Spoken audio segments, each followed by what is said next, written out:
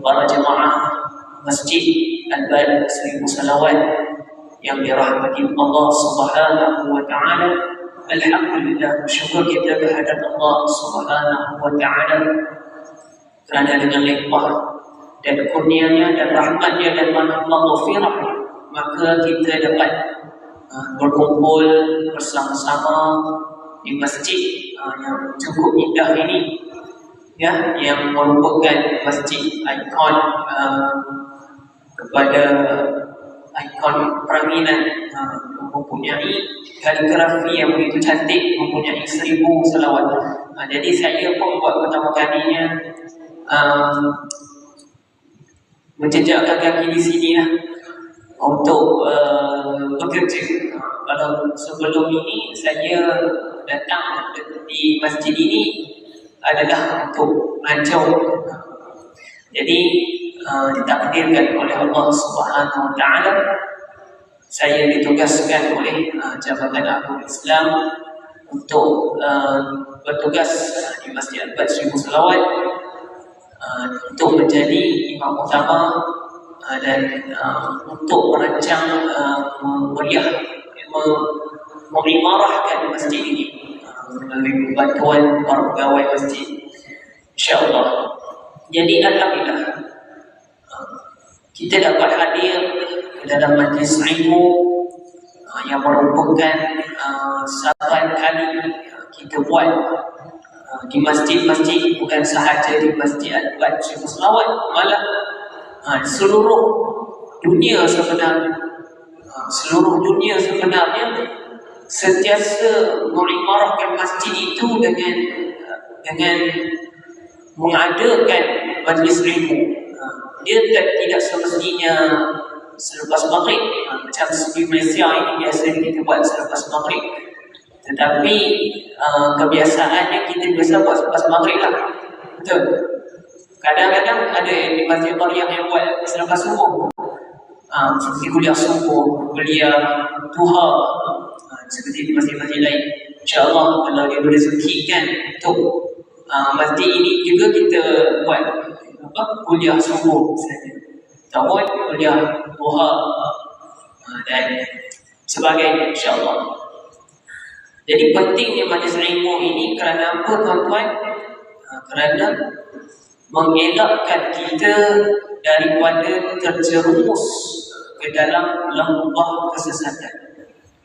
Maksud kesesatan di sini ialah kesesatan yang terpisung daripada ajaran agama, ajaran Islam, bukan agama Kristian, bukan agama Buddha, bukan agama Majusi atau agama Yahudi. Jadi kena jelas di sini ajaran yang dibenar atau diterima oleh Allah Subhanahu wa taala ialah ajaran Islam. Ya, Allah berfirman di dalam Al-Quran surah Al-Maidah, "Al-yawma akmaltu lakum dinakum wa atmamtu 'alaikum ni'mati wa raditu lakumul Islam." Apa maksudnya, tuan-tuan? Allah telah menyempurnakan kepada kamu akmaltu lakum dinakum, agama kamu, wa atmamtu 'alaikum, dan menyempurnakan kepada kamu nikmatku, wa raditu lakumul Islam, dan meredai ke atas kamu agama Islam, bukan agama lain. Itulah maksudnya ajaran yang sebenar, ajaran Islam yang diredai oleh Allah Subhanahu wa taala. Jadi tuan-tuan, puan-puan mungkin pertama kali melihat saya di kursi ceramah, tapi mungkin bukan pertama kali untuk sebagai imam lah, kan? Biasa tengok saya, kan? Jadi saya sebenarnya ditugaskan oleh Jabatan Agung Islam untuk mengimarahkan masjid ini, termasuklah saya memberikan kuliah. Kebiasaannya pegawai ataupun imam utama ni dia kena beri kuliah di sama ada di masjidnya ataupun di masjid-masjid yang lain. Tapi masjid-masjid yang lain itu terpulang. Itu dikira sebagai income tepinya. Kalau masjid sendiri ni dia tak income, sebab jabatan dah hantar dari sini, makanya apa yang jabatan beri itulah tanggungjawab yang kita kena laksanakan. Jadi saya ingin membawa tajuk kepada tuan-tuan dan puan-puan, berakal dalam beragama. Kitab ini kita belum photostat lagi, belum beli. Saya tak pasti Tuan Azizul kita nak print ke ataupun nak beli, sebab harga dia RM30.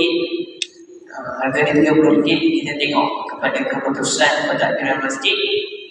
Jika ramai yang audiens yang mendengar, insya-Allah kita akan belilah, mudah supaya semua boleh melihat kitab, supaya tak tercengang.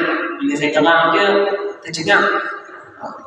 Apa itu kitab yang saya ingin sampaikan? Berakal dalam beragama, iaitu pentingnya, saya nak tekankan di dalam saya punya kuliah, ialah pentingnya kita menggunakan akal dalam kita beragama.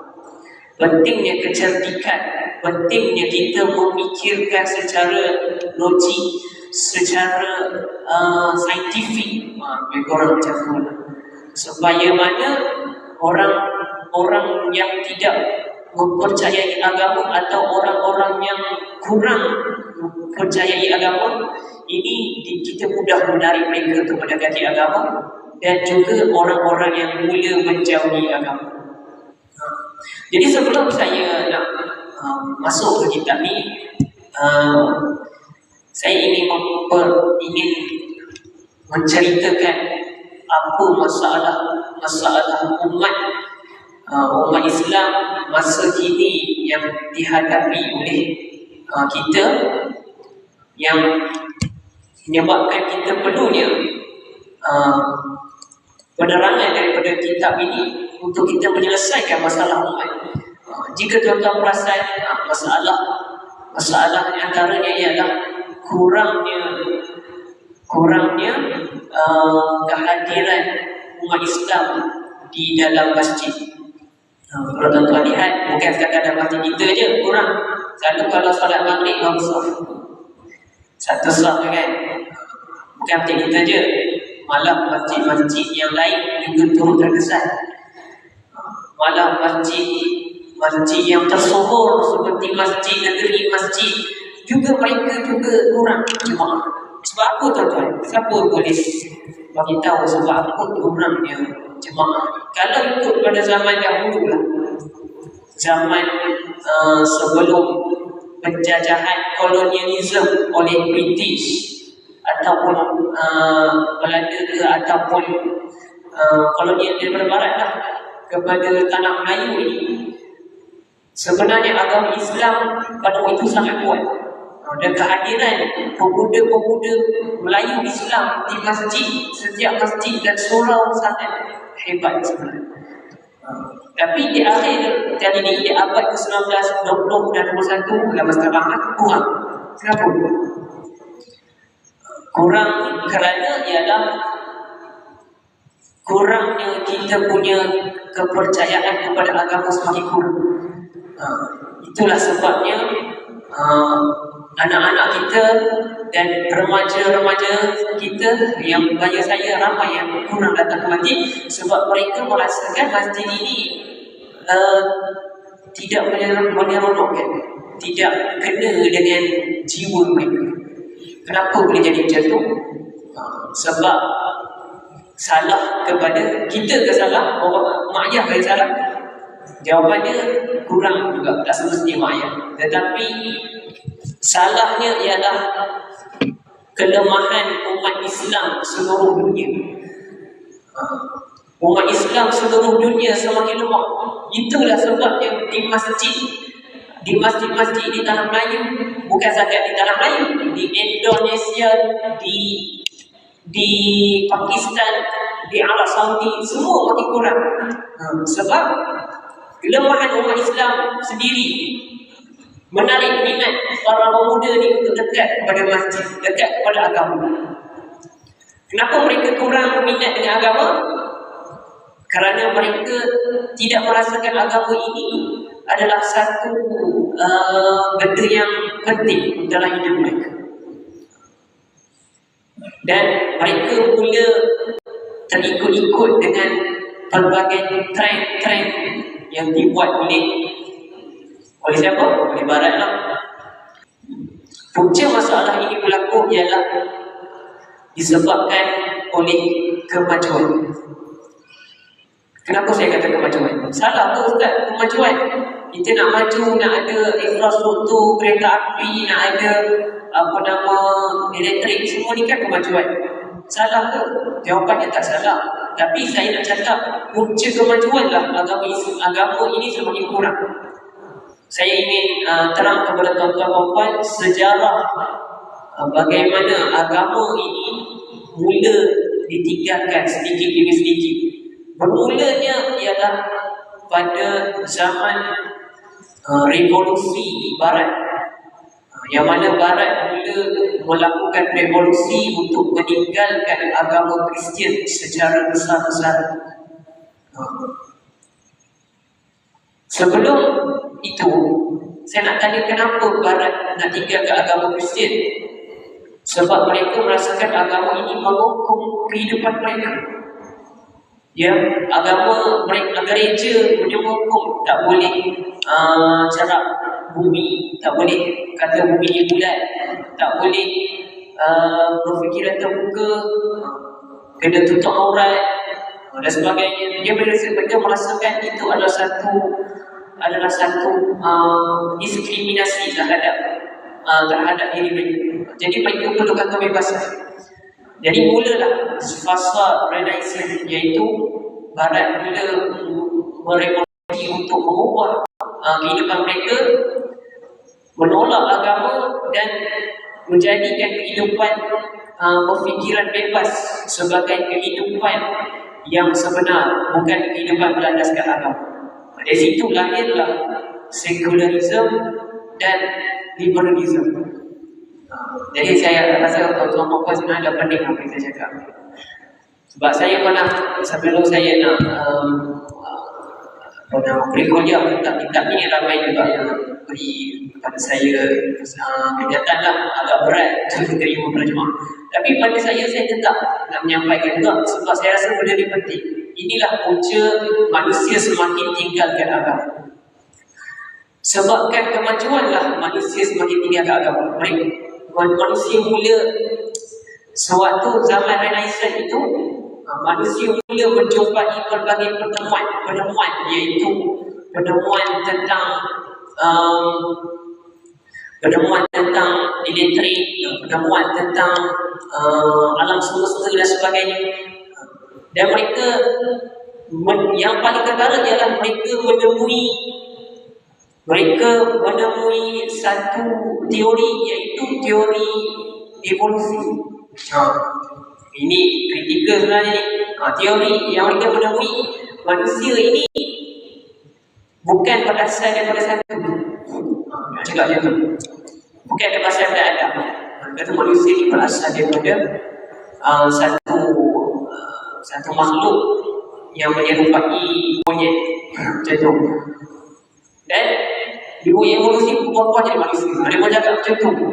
Sampai jatuh sekali. Dan dia nampak penemuan ini bercanggah dengan agama dan dia menolak agama. Itulah teruknya Kristian ini. Mereka sanggup menolak agama kerana bercanggah dengan penemuan saintifik yang mereka jumpa. Contoh, kalau dalam Islam kita percaya siapa yang kita berasal dari siapa? Allah sebut dalam Quran, "Ifqaid qala rabbuka al-malaikati inni ja'ilun fil ardi khalifah." Allah sendiri sebut dan turunkan seseorang ke atas bumi ini khalifah. Allah ada sebut dalam Al-Quran, aku menciptakan kamu semua daripada satu jiwa. Siapa jiwa ini? Jiwa ini ialah namanya siapa? Nabi Adam AS. Jadi kita percaya yang kita berasal daripada Nabi Adam. Diturunkan daripada syurga. Fasajadu illa iblis turun daripada syurga kerana ditipu oleh iblis kerana memperdaya memakan bahuni dan sebagainya. Jadi kita ni berasal ke syurga dan turun ke bumi. Dan kita Allah turunkan Siti Hawa juga dan mereka berkahwin dan berkembang biak. Maka jadilah kita yang ramai sebagai manusia untuk mentadbir bumi inilah. Jadi kita menolak teori evolusi. Jadi sebab itulah pada pasal agama ini jangkauan antara saintifik dan agama. Baik. Jadi di sini saya menjelaskan adakah saintifik atau kemajuan ini dan agama ini berpisah? Adakah agama ini menghalang kemajuan? Adakah sains agama ini tidak boleh bercampur? Jawapannya ialah agama tidak menolak saintifik. Agama tidak menolak kemajuan. Buktinya apa? Buktinya agama telah menyebut di dalam Al-Quran pelbagai ayat yang menjelaskan tentang penciptaan alam. Yang mana pada zaman dahulu manusia tak tahu pun yang sebenarnya alam ini diciptakan sebegini. Teori saintifik mengatakan bumi dan langit dan seluruh cakrawala, planet, bintang, nebula, apa lagi, matahari, bulan-bulan, semuanya berasal daripada satu titik. Orang panggil letupan Big Bang. Alam semesta ni asalnya daripada satu titik yang kecil kemudian meletup. Itu saintifik menjumpai alam semesta ni. Al-Quran sebut tak? Ada. Dah sebut 1400 tahun yang lalu. Penemuan saintifik baru jumpa bila? Baru jumpa satu abad yang lepas, 100 tahun yang lalu. Tapi Al-Quran sebut 1400 tahun yang lalu. Iaitu apa? Surah Al-Anbiya ayat 30 yang berbunyi awalam yaral ladzina kafaru as-samawati wal arda kanata ratqan fafataqnahuma. Allah berkata, berfirman, apakah kalian tidak melihat bahawa pada suatu ketika langit dan bumi pada satu ketika adalah satu benda yang padu, iaitu satu benda yang bersatu. Dan fafataqnahuma, dan kami pisahkan keduanya. Bagaimana Allah dah sebut 400 tahun yang lagi penemuan, iaitu di bawah jumpa laut yang tidak bertemu antara satu sama lain. Bagaimana tengok laut tak bertemu antara satu sama lain. Kalau tuan-tuan saya laut tak bercampur. Tuan-tuan laut confirm dia tahu kan? Dekat satu antara lautan Atlantik dan lautan ini airnya tak bercampur.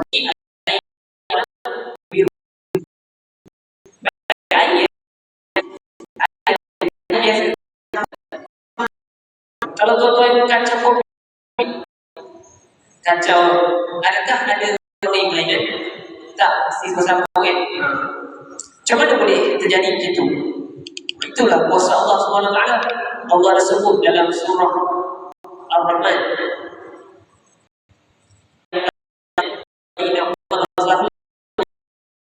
iaitu kami yang dua lautan dan di tengah di antara Bainahuma Barzakh, iaitu batas yang mana air laut boleh campur dengan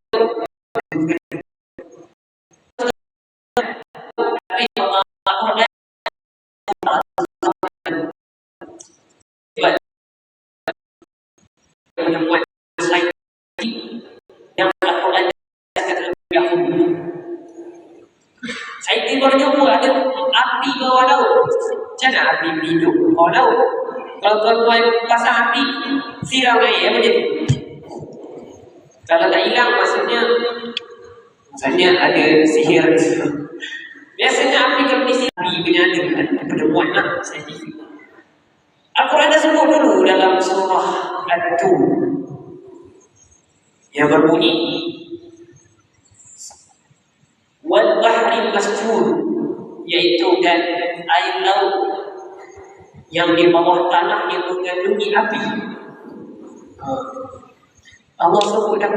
Kalau nak katalah Nabi SAW menipu, mencipta Al-Quran, macam mana Nabi tahu bawah laut ada api? Nabi menyelam ke? Zaman tu ada scuba? Ada.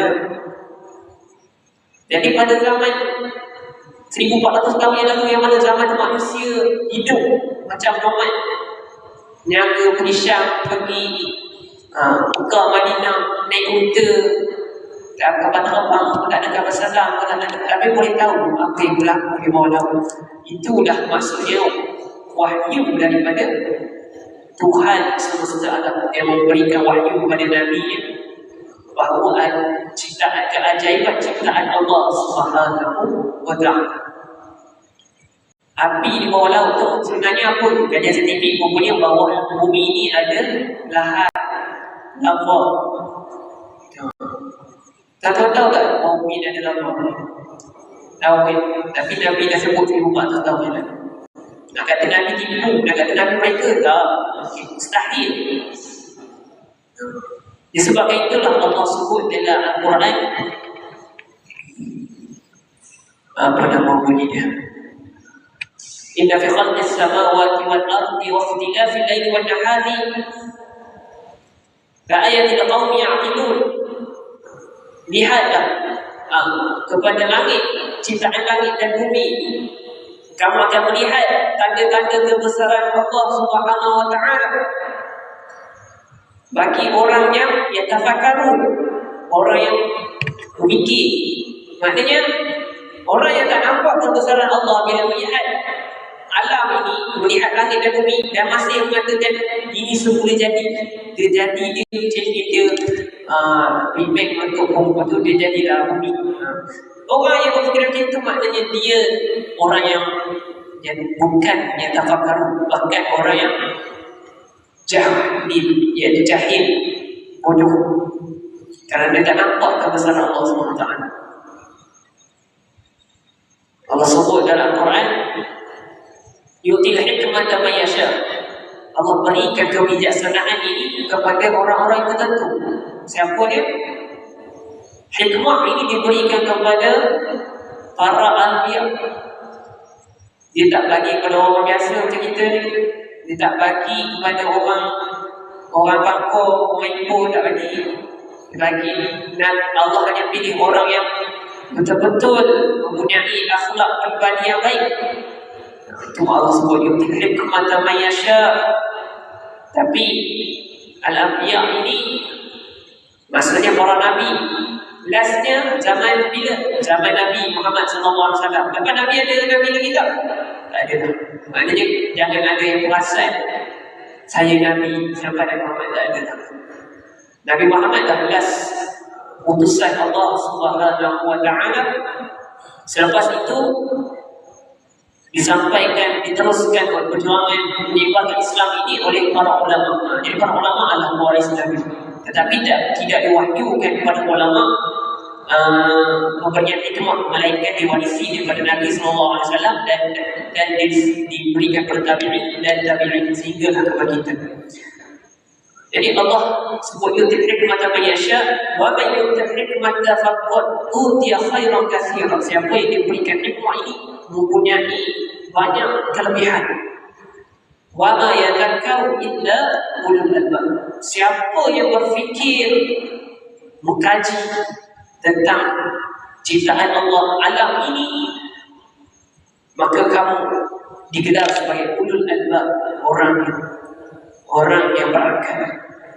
Maksud orang yang berakal, orang yang sentiasa memikirkan tentang diri sendiri. Orang yang percaya ini adalah alam ini gila semuanya, laut terjadi kesendirinya. Tapi kita percaya segala-galanya mempunyai perbuatan. teori ni betul kan? Allah duduk kan? Tapi orang benda-benda yang saya sebut ni, tuan-tuan, sebenarnya saya target audiens saya orang muda, supaya dia pun boleh sampaikan yang tunjukkan agama Islam ini adalah lebih advance, terlebih daripada agama-agama lain. Agama lain, Kristian, Bible mana ada sebut pasal benda ni. Sebab tu orang Kristian tinggalkan Bible, sebabnya tak pernah selesai dengan Bible. Benda yang berkaitan agak banyak perkara yang berkaitan. Qul siru fil ard fanzuru kaifa bada al-khalq. Ya, Allah sebut dalam surah Al-Ankabut yang berbunyi, katakanlah Muhammad, bertebaranlah kamu ni, kita lah umat manusia. Siru fil ardi fanzur, bertebaranlah kamu ke seluruh dunia, alam ini, termasuklah di cakrawala, naiklah roket soyuz semua tu. Fanzur kaifa bada al-khalq, lihatlah bagaimana Allah memulai penciptaan makhluk ni. Bagaimana asal jadinya makhluk. Makhluk tu apa? Makhluk ni bermaksud, berasal perkataan makhluk, apa yang diciptakan. Apa yang diciptakan? Bukan makhluk tu semua yang celik mata, hidung, mulut, tu makhluk. Habis tu laut bukan makhluk, kan? Makhluk tak mata, tak. Makhluk tu apa yang diciptakan. Apa yang diciptakan oleh Allah SWT, termasuklah bumi, langit, matahari, bulan, bintang, segala-galanya itulah makhluk Allah SWT. Allah SWT kaji dan manusia kaji. Tapi yang kaji bukan umat Islam, tu silapnya kita ni. Yang kajinya ialah orang kafir. Ini saya nak tekankan, kenapa orang Islam tak mengkaji tentang alam ini. Orang kafir yang ambil alih. Kita tengok para saintis, banyaknya dapat Nobel saintis barat ke saintis Islam? Banyak saintis barat tu. Saintis Islam ada tak sekarang? Ada, tapi kurang. Habis tu kita tak ada saintis ke Ustaz? Okey, jawapannya ada. Islam pernah mendominasi bumi ini pada zaman ketika dahulu, yang mana waktu tu orang kafir, orang barat pada waktu itu semuanya dikategorikan sebagai orang yang tak ada akal lah, mereka tak ada saintis. Waktu tu pada abad ke-9 ke-10, waktu itu zaman keemasan Islam. Waktu itu banyak saintis Islam yang hebat-hebat, seperti Ibn Khaldun, Ibn Sina, yang merupakan pakar perubatan, yang cipta perubatan. Tuan-tuan pergi hospital, pisau bedah yang tuan-tuan yang nampak pakai tu, orang barat kata dia pun yang cipta benda tu. Sebenarnya siapa yang cipta? Sebenarnya Ibn Battuta yang cipta benda tu, Ibn Sina. Ibn Sina yang cipta kan, alat-alat yang untuk bedah. Tapi orang barat claim mereka yang punya ilmu, bertolak nama Ibn Sina. Kenapa macam tu? Sebab dia pun tak nak agama Islam, dia pun tak nak menang Islam. Pada suatu ketika zaman keemasan Islam, banyak saintis Islam, Ibn Sina, Ibn Khaldun, Ibn yang cipta algebra, Al-Khawarizmi, matematik yang anak-anak tuan-tuan belajar dekat sekolah, algebra kan. Siapa yang cipta tu? Orang barat namakan algebra asal daripada perkataan Al-Khawarizmi kan. Tapi dia bertukar algebra sebabnya dia pun tak nak agungkan saintis Islam. Padahal dia pada zaman keemasan Islam, orang barat waktu tu zaman gelap, Eropah waktu tu zaman tak ada cahaya pun, tak ada cahaya keilmuan waktu tu. Dan dia pun datang ke tamadun Islam waktu tu zaman Khilafah Abbasiyah. Ya, mereka datang, mereka menagih ilmu pengetahuan daripada saintis Islam. Sebabnya zaman tu zaman orang barat sangat bodoh. Mereka buang air pun tanah tak ada, sistem taliran tak ada. Mereka buang air dekat satu tong dan mereka campak, dia naik ke atas, turun ke bawah. Itu bayangkan zaman barat tu. Apa hina dia waktu zaman abad ke-10. Sehingga dia pun belajar datang ke tamadun Islam pada Khilafah Abbasiyah, belajar daripada Ibnu Sina, Ibnu Khaldun, Ibnu Al-Farabi, Al-Jauzi dan sebagainya, bagaimana belajar tentang saintifik. Ibnu ada satu saintis Islam tu yang dia mengira menjumpai bumi ini sebenarnya bulat. Dia boleh mengira nama trajektori bumi ini bulat. Nama dia saya lupa. Ibnu itu saya ingat saya sebut lah. Dia cakapnya pada zaman keemasan Islam dahulu, kita lah yang mempelopori sains. Dan waktu tu sains dan agama tak pernah pisah pun tuan-tuan. Semua selari, kita dapat hidup bersama. Tetapi bagaimana Islam boleh jatuh? Kerana serangan tentera Mongol pada abad ke-12. Tentera Mongol serang tamadun Islam, serang empayar Khilafah Abbasiyah dan memusnahkan perpustakaan Baitul Hikmah. Yang pada waktu itu Baitul Hikmah itulah banyaknya Ibnu Sina, Ibnu Khaldun semua menulis kitab dan disimpan di Baitul Hikmah di Baghdad pada waktu itu. Waktu itu Baitul Hikmah ini merupakan universiti yang paling terhebat pada zaman tersebut. Tapi disebabkan tentera Mongol ni yang dipimpin oleh Hulagu Khan datang menakluk Baghdad dan memusnahkan perpustakaan Baitul Hikmah sehingga licin, hancur. Sehinggalah diceritakan Sungai Furat di sebelah Baitul Hikmah itu penuh dengan ditukar warna hitam air Sungai Furat. Sungai Furat ni bukan dia sungai macam air toilet, sungai besar macam Sungai Perak, bahkan lebih besar mungkin macam Sungai Kajang. Bayangkan satu sungai itu warna hitam. Sebab apa? Sebab dakwat-dakwat kitab dari Baitul Hikmah itu dibakar dan dicampak oleh tentera Mongol, memusnahkan perpustakaan tamadun Islam pada ketika itu. Itulah punca umat Islam jatuh, mundur. Dan bukan calang-calang mundur dia sampai sekarang mundur. Tapi saya cerita tadi, orang Barat yang datang menagih ilmu kepada saintis-saintis Islam ini, mereka bawa ilmu itu ke Barat. Islam hancur dibantai oleh tentera Mongol. Dan tentera Mongol tak sempat pun nak serang tamadun Barat sebab jauh dan sukarlah jauh. Jadi nak ceritanya, kita punya keilmuan Islam ini banyak dirampas oleh Barat sebenarnya.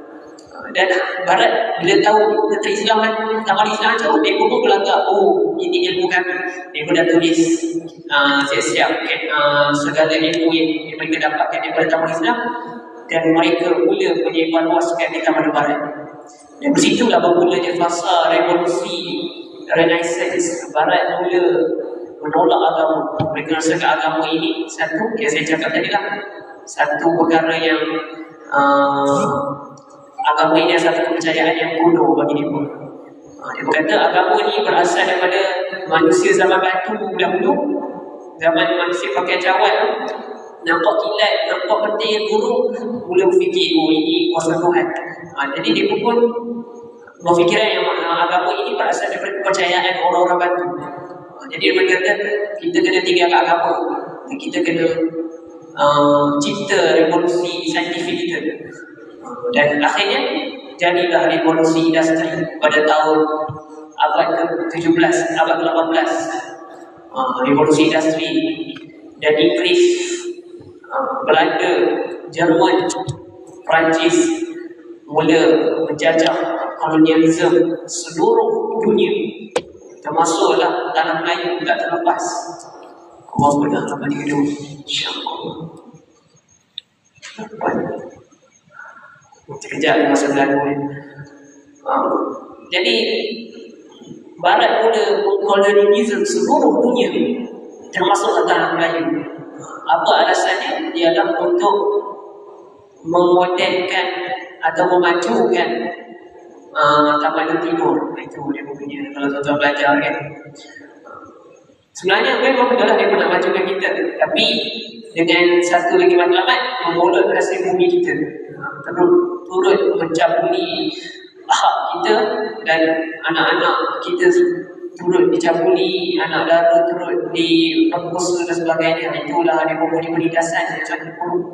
Tapi tuan-tuan, saya tak nafikan Barat lah yang bawa kemajuan kepada Malaysia.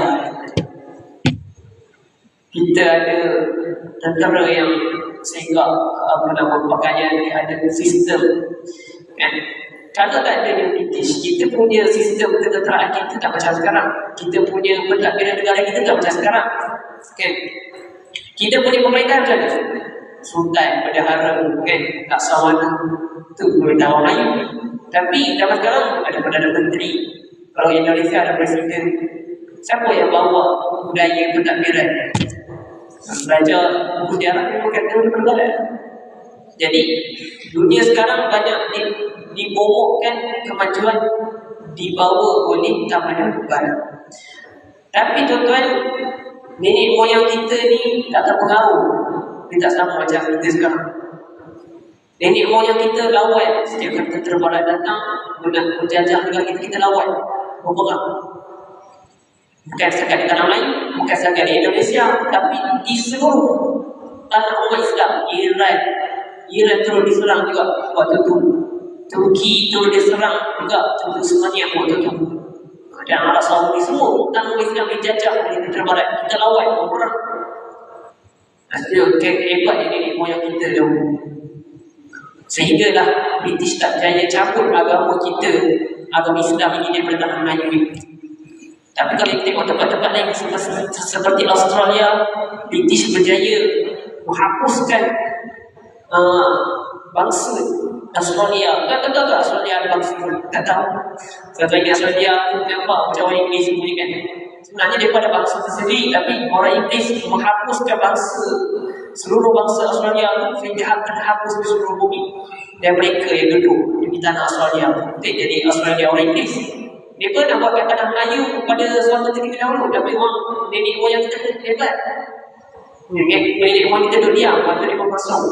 Waktu zaman serangan Alfonso de Albuquerque, Portugis serang Kesultanan Melayu Melaka, kita lawan. British serang, British dan Siam serang dan Arab Kedah turun ke Semenanjung, kita lawan. Walaupun kalah, tapi kepercayaan kita, agama tak pernah cabut daripada kepercayaan kita. Hebat orang Melayu. Tapi kita kalah perang, pasal kita punya senjata, kita tak ada kemajuan.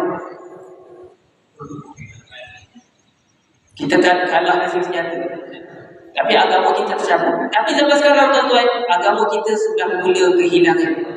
Anak-anak muda kita mula kurang dari segi agama. Mereka mereka punya pemikiran banyak dijajah oleh Barat.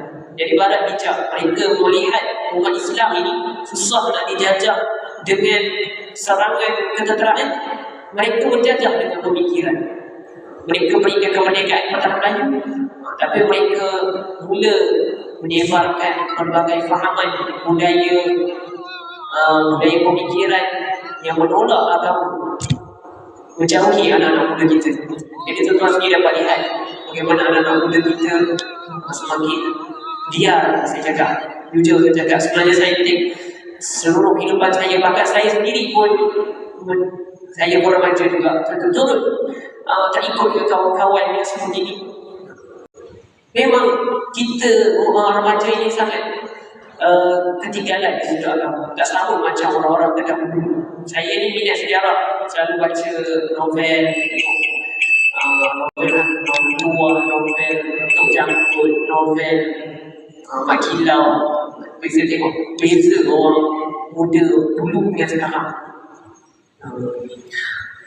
Jadi sebab ada masa waktu saya pun dah nak melangkau, saya nak pengenalan yang saya beri kuliah pada hari ini adalah pengenalan kepada tajuk kuliah saya ini, iaitu pentingnya kita berakal dalam beragama. InsyaAllah jika diberi izinan bulan depan saya akan masuk kitab ini, dan tuan-tuan puan-puan insyaAllah jika diberikan rezeki, diberikan kitab, insya-Allah. Jika tidak, dengar sajalah. Kitab ini menjelaskan bagaimana kita nak berfikir secara betul bagi mengelakkan kita punya pemikiran dijajah oleh Barat. Nenek moyang kita berjaya melawan Barat dengan senjata, tapi sekarang kita kena lawan dengan pemikiran. Susah tuan nak kawal anak muda daripada pengaruh Barat, tapi itulah kita kena hadap sekarang. Jadi insya-Allah saya tak mau panjang, saya nak berhenti kuliah tepat pada masa ini habis kuliah Isyak. Kita stop. Allah alam, insya-Allah kita sambung pada hadapan. Nanti Pak Hafizul akan berikan tarikh kuliah lah. Saya nak pada Jumaat malam supaya ramai sikit orang, ada pelancong kadang kan. Okey, bismillahirrahmanirrahim. Alhamdulillah wassalatu wassalamu ala asyrafil mursalin sayyidina Muhammad wa ala alihi washabbihi ajma'in. Allahumma inna nas'aluka al-huda wat-tuqa wal-'afafa wal-ghina. Allahumma arina al-haqqa haqqan warzuqna ittiba'ah wa arina al-batila batilan warzuqna ijtinabah. اللهم نور قلوبنا بنور هدايتك كما نورت الأرض بنور شمسك والقمرك أبدا برحمتك يا أرحم الراحمين. اللهم فقهنا في الدين وعلمنا تأويله. اللهم ربنا لا تزغ قلوبنا بعد إذ هديتنا وهب لنا من لدنك رحمة إنك أنت الوهاب. ربنا آتنا في الدنيا حسنة وفي الآخرة حسنة وقنا عذاب النار. وصلى الله على سيدنا محمد وعلى آله وصحبه وسلم والحمد لله رب العالمين وبالله التوفيق والهداية. السلام عليكم ورحمة الله تعالى وبركاته.